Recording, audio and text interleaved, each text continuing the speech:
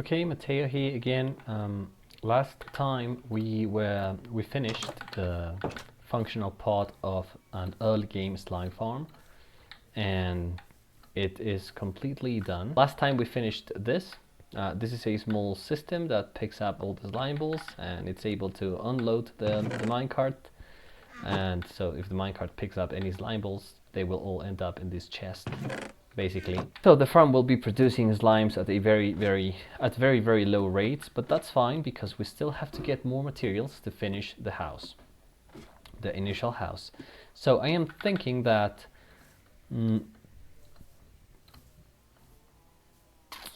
we could do something about iron, and I believe, sincerely, ladies and gentlemen, before we begin to build the initial house, we are going to make an early game iron farm, because it's a highly valuable resource and it's not too difficult to find.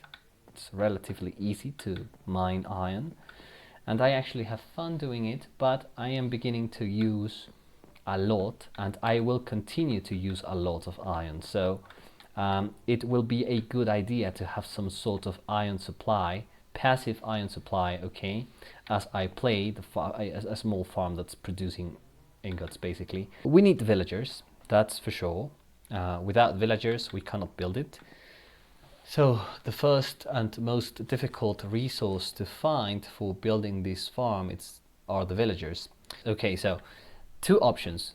Option one, we go explore, find a village and see how far it is from these coordinates, because I'm planning to build a farm here, and yes, depending on how far the village is, we can either bring the villagers through these dimension or through the nether, because through the nether there's a way to cut distance, right, and make it a bit easier in those terms. Option two, and perhaps the one we are going to go for, maybe we'll just go caving and grab resources, and if we find a zombie villager, we'll just make it a priority and try to bring it here.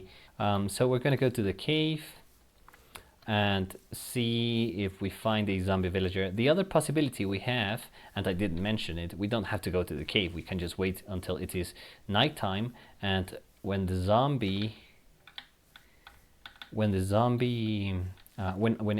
spawns in the surface, a zombie villager, we'll just try to grab it somehow.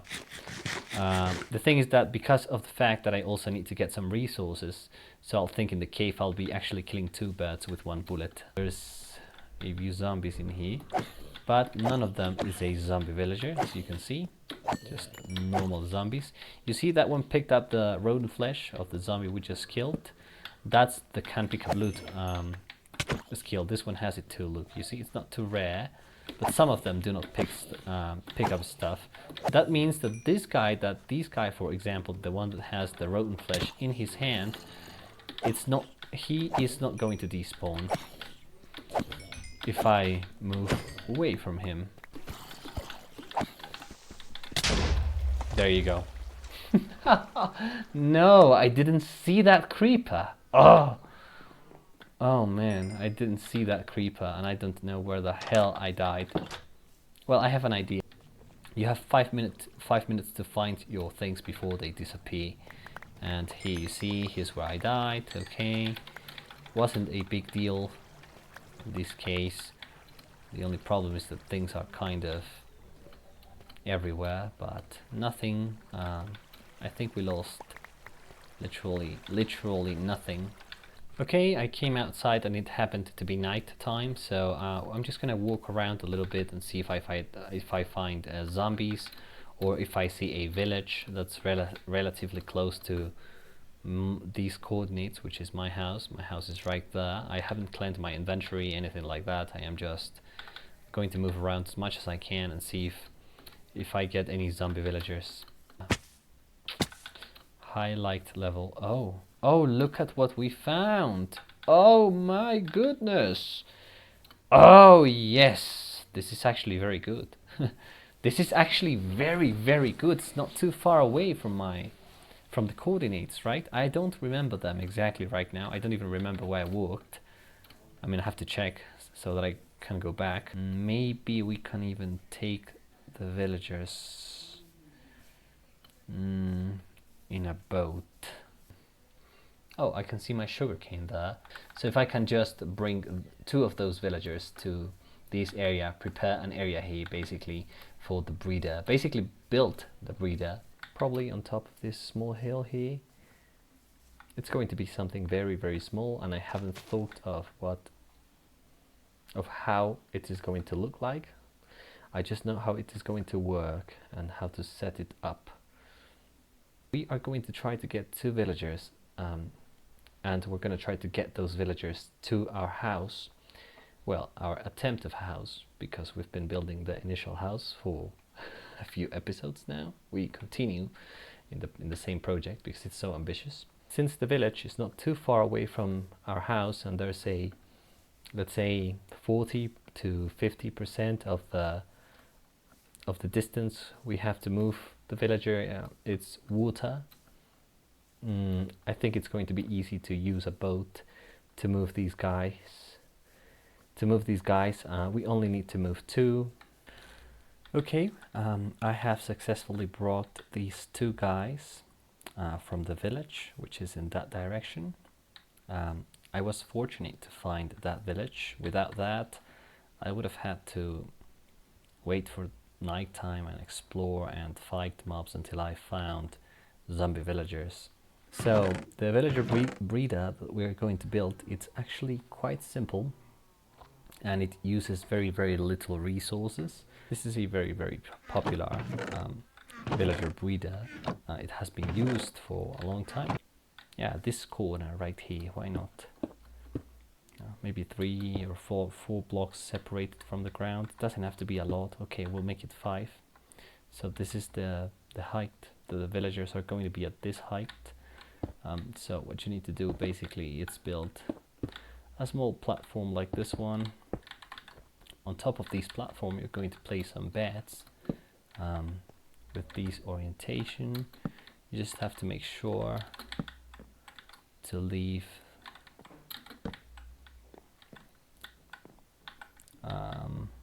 there you go. You just have to make sure to put all 4 beds in here. You can remove that block now. In that block, what you're gonna have, it's a fence of any type. Oh, okay, no, these I forgot about that. These can't be solid blocks. No, we cannot have these blocks. I think we need to have something. Yes, slabs. We need slabs. I forgot about that. Sorry, it's been a while since I last built one of these things. And the rest, they can be normal blocks. Not a problem. And we can put some glass down here so that we see the villagers to some degree. What we're gonna do is accumulate the villagers, or the baby villagers, let's say, in a nice block here. There you go. And this is almost the whole structure of our villager breeder. On top of these, you basically, the villagers will be standing here. We'll put 2 villagers on top of these. Trapdoors on top of the beds like that. And in the corners, you'll just put some carpets. These blocks basically allow the villagers to sleep in the bed and to access it and not to block it, but they will be forced when they wake up to land in this block because it's the only available block that they'll find algorithmically to land on when they leave bed.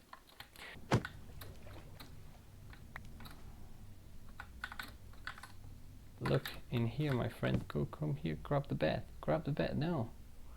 Where are you going? Grab the bed. Here, you guy, look. Grab the bed. There you go. Grab that bed. Exactly. Okay, we'll manipulate him like that. We'll just move him slowly. But surely this is a good method, apparently. And now you have to go up there. Okay. There you go. That's exactly what I needed, you guys. So now before I go to bed, and before it is daytime, I have to put this the way it was. And we can add something extra to this, but it's not necessary. However, we are going to do it just because. No reason. Okay. Oh, I don't know. I'm listening to zombies and I'm gonna have to defend my villagers. Okay, it seems like, man, my house does not even have light on the inside. Oh boy. Don't worry about it. Oh great, now it's raining. Let's put some light in here. How about that? The hill has more light than my own house. It doesn't have light, doesn't have a roof. It's not finished, but it's going to be very cool once it's done. So you see that when they wake up, they end up in the middle, and in that middle we have a fence that's not connected or coupled to any of the adjacent blocks, and that's just enough hitbox for the baby villagers to go through, and they'll end up down there basically. And these guys will stay here forever, basically sleeping and reproducing as long as I give them food. I am going to begin doing that right about now. So there's a few conditions that I haven't told you about, and I haven't told you anything about this, the technicality. So these villagers, obviously a few conditions have to be met so that they reproduce, so that they breed. So first of all, there has to be available beds. So we have 2 villagers, okay, on the breeder. Those 2 villagers are occupying 2 beds,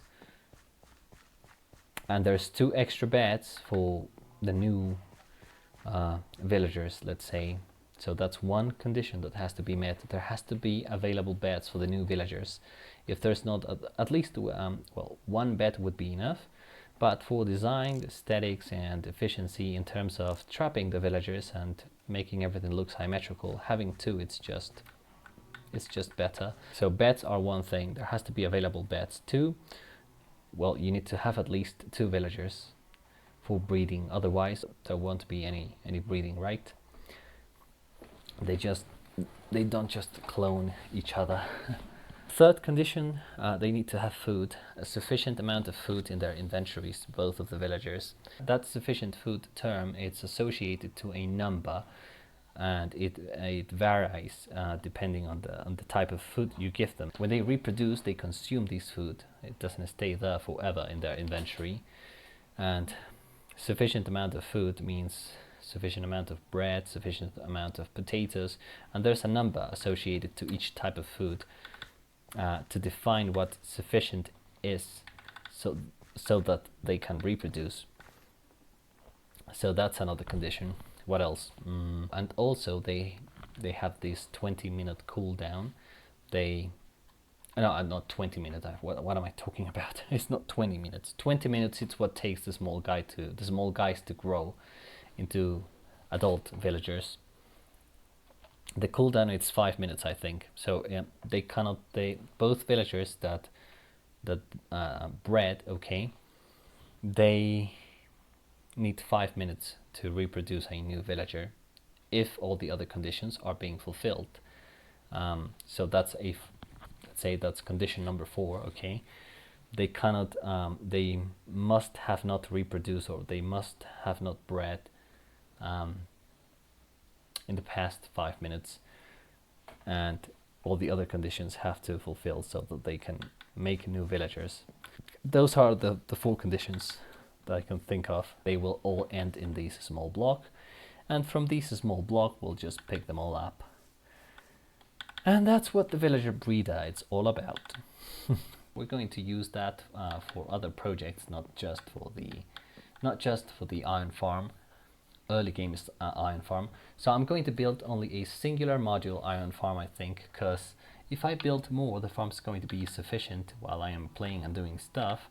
and I'm just not going to build a better one. So I want to force myself to build a better one in the future, and for that we're just going to build a very simple one that gives us enough resources to build the initial house. So I don't know where I'm going to build this early game iron farm. I am studying the terrain that we have around here a little bit.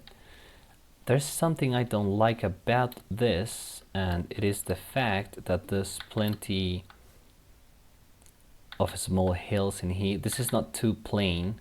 There's a few conditions that you have to respect in order to build an iron farm. I'm just going to build a very simple one because I want to gather enough resources to build or to finish this initial house that I had in mind. I think this terrain, it's a little complicated to build it because one of the conditions that we have to respect is the space between, well, a space between modules, but we aren't going to build many modules. One module, maybe two, depends on how fast I do it, really. So I think I'm going to build it on top of this lake. We have to one of the rules is distance, like as I was saying, but we need to separate the module. Even if it is a single module, we need to separate it from the ground a little bit because we want to control the area that we're going to use so that the iron golems get spawned by the villagers. And the easier way to do it is to separate from the ground. I'm going to build it on top of this small lake. I'm going to pick an area. I'm not so sure exactly where, but it's going to be around here. I have to count some blocks and make some small calculations to make sure that the small module I built, or the small modules I built, are as efficient as possible. Not extremely efficient, but try to use the conditions and the things, the limitations that we have with these guys to maximize the production of that module, so that it gives us as much as possible. These planes are difficult because all these little hills will complicate the calculations. I'll basically have to separate more blocks from the ground, whereas here on top of the ocean, on top of this small lake, or I don't even know which biome it is.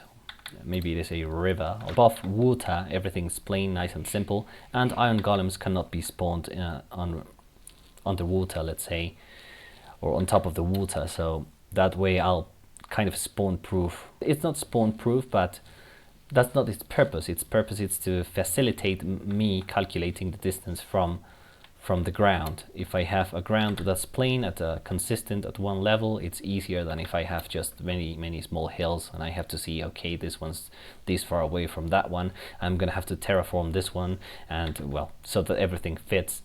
So I don't have to think about that if I use the small lake in here. And it's actually quite easy, so we're going to use that, I think. Okay, before I get started with that small module, I just forgot to mention there's been copper golems have been added to the game, so we're going to place one in here. I think I have enough materials to make one. So these copper golems are going to be useful inventory wise. Let's just put a copper golem so that he helps us to organize our inventory. As we play in the early game here. We'll make a storage system further in the series, not now. But for now, let's begin to use these guys. These little guys will be useful and they'll facilitate things. So why not to use them? They're actually quite cute. So you make them like that. Just an iron block, a copper block, and a carved pumpkin on top of it, or to any of the sides as well, and it'll generate this copper chest. Okay,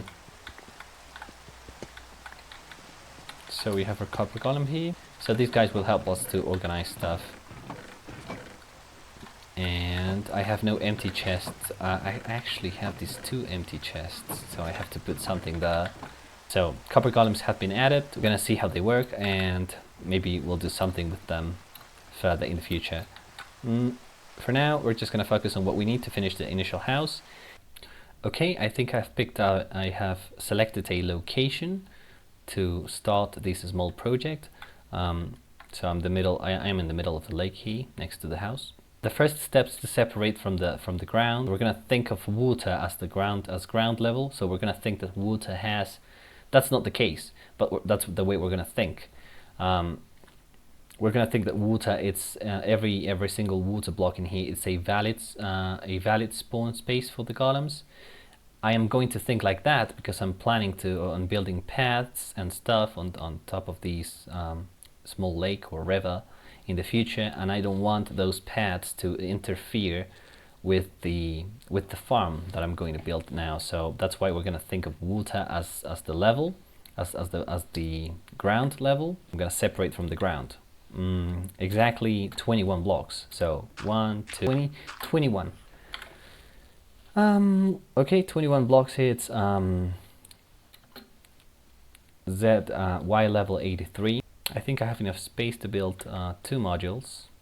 Okay, to hell with this. We're gonna build 2 modules. That's it. So because if I build 2 modules, it's gonna be easier to explain a few things, and it's gonna give us a little bit more iron, and it's not too much extra work. It's very, very easy.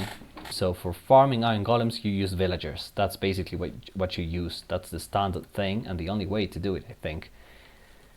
So villagers can summon iron golems through 2 different methods, basically. One of them is gossiping, and the other one's panicking. We are going to use panicking because it's a little easier, in my opinion, and it gives us more control over the summoning than gossiping. So we aren't going to explain gossiping. We're just going to say that for gossiping we need we need more villagers per module to summon an iron golem. So if you panic villagers, they can spawn iron golems, but there has to be a few conditions that you have to respect in order for them to be able to spawn an iron golem. So the essential is distance, basically. I'm gonna build 2 modules, and these 2 modules have to be separated a certain distance. Okay, so what we need to do is count from this block. We're gonna count 10 blocks. 10, not counting this one. So 1, 2, 3, 4, 5, 6, 7, 8, 9, 10. Okay, we have 10 blocks. At block number 11, to make sure we get the separation that we need, we're going to place the other group of villagers. So villagers can spawn iron golems through 2 different methods. Okay, one of them it's gossiping, the other one's panicking. We're going to use panicking because it's a little easier and we use less villagers per module. So we are going to explain panicking because that's what we're going to use. So you need to have a few conditions. A few conditions have to be met in order for villagers panicking, in order for those villagers that are panicking are able to spawn an iron golem. There's a few conditions that have to be respected for these villagers to spawn an iron golem. So let's use a different block to mark that. This is where we're going to have our villagers. Okay, so one group of villagers, they're going to be cramped in the same block. Okay, it's going to be there, and the other group of villagers is going to be here. So we need to have at least separation of 10 blocks. I'm going to try to explain each module and what it needs to do, or the conditions that have to be met in order for the villagers to spawn an iron golem. So we basically need a valid spawning space.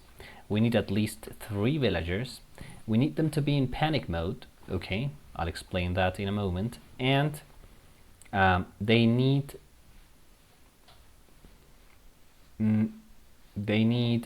beds. They need to sleep. They need to have slept in the last 20 minutes at least, for them to be able to spawn an iron golem. So that's why you see beds in the iron golem farms designs, because the villagers need to sleep consistently in order to continue to spawn golems consistently. So